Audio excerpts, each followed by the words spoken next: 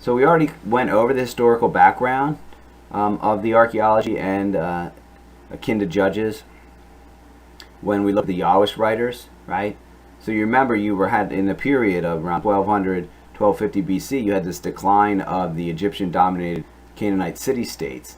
And these peasant farmers who were heavily taxed and forced into military service by the city-states, they were like, we're out of here. And they just went off and they started, they settled in the hills and they built roads like they knew how to, and they built the Israelite house like they knew how to, and they farmed like they knew how to. They were kind of safe up there because the chariots of the Canaanites and the Egyptians and the other threats that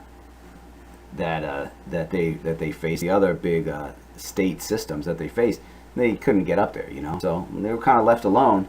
Wasn't really worth going after them or anything, and they farmed, right?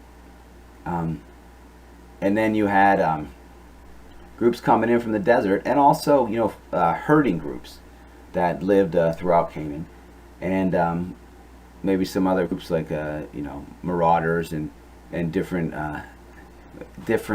tribes. You can kind of hear the roots of these people if you read through Judges. You can hear the different stories, and you kind of understand, oh, the Israelites are living like this now, and this tribe's living like this now, and this tribe's living like that. You kind of can see the roots of the people. But anyway, they end up,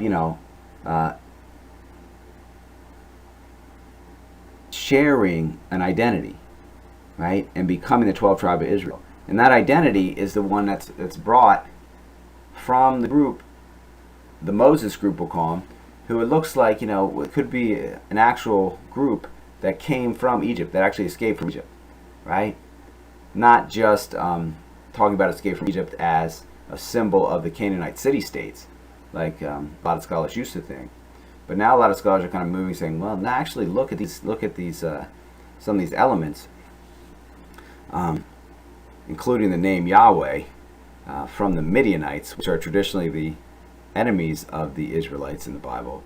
Maybe this, people wouldn't make that up. You wouldn't use that name, or you wouldn't have the Midianites be the friends of the Israelites in the Exodus story, and then everywhere else are the enemies.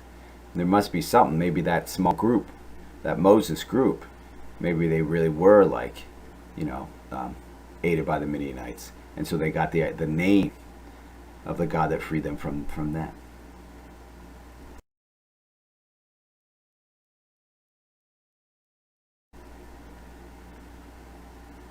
Right, so this is the kind of thing that Lofink is pointing out too, and he focused on the names of God here. He says that Israel, the early period was called God was called El.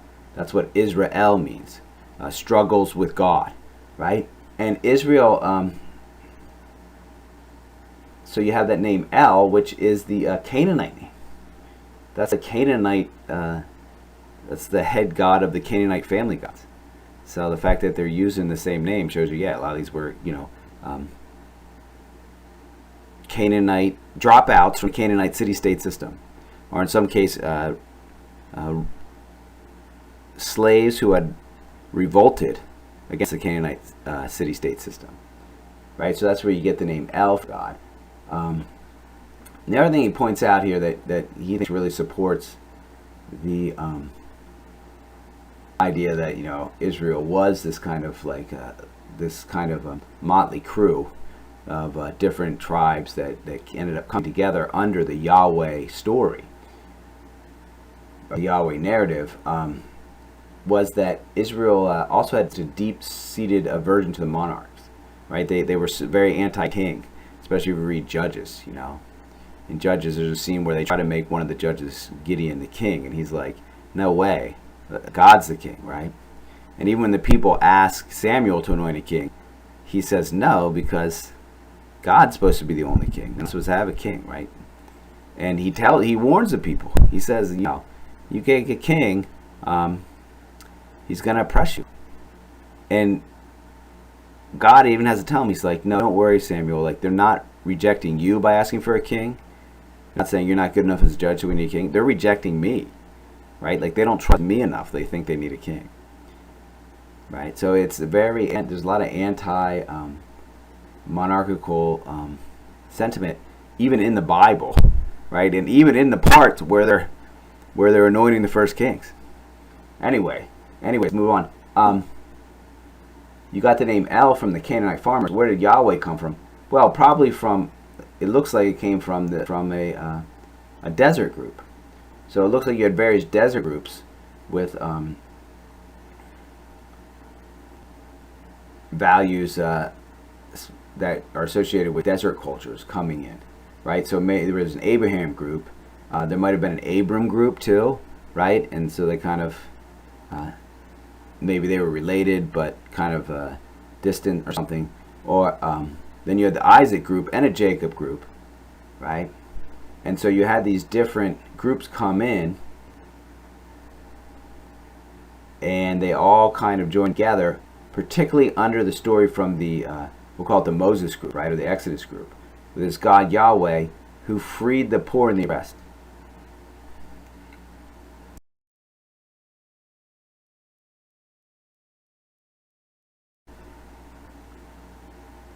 So they start to assemble, they start to become a confederation of tribes, right? And they share each other's experience, especially faith in this God, Yahweh, who who hears the cry of the poor, right? This great line in Exodus where it says, and God heard the cry of the Israelites and knew, right? Here's a God who cares about people being abused, people being oppressed, right? The people that don't have rights, the people that there's no one looking out for them. Who's looking out for them, right? The help of the helpless, right? God. You see, Yahweh here was the opposite of the oppressive Canaanite city-states and their gods, which solidified the oppressive actions of the kings. It was the opposite of that. You know, they had rejected those gods and left those cities, and now someone comes in with a story of a God who, well, is looking out for people like that. And so you can see why they chose Yahweh, as it's put in Joshua 24:15. You have this remnant of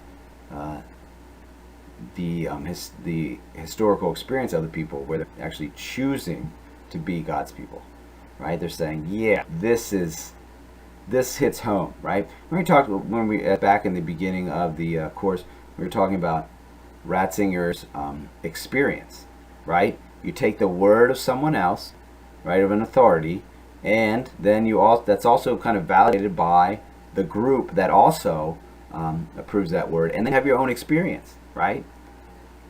So these Canaanites, ex-Canaanites, they had the experience that they were also delivered, that they were helped, that they escaped slavery in Canaan.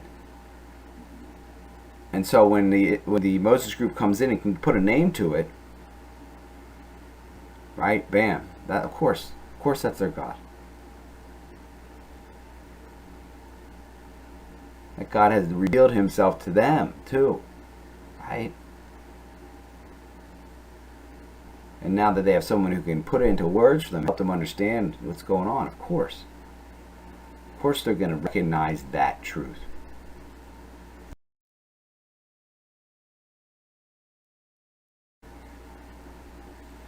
And that's exactly what it was. It was a new people, right? They were newly gathered. They were free,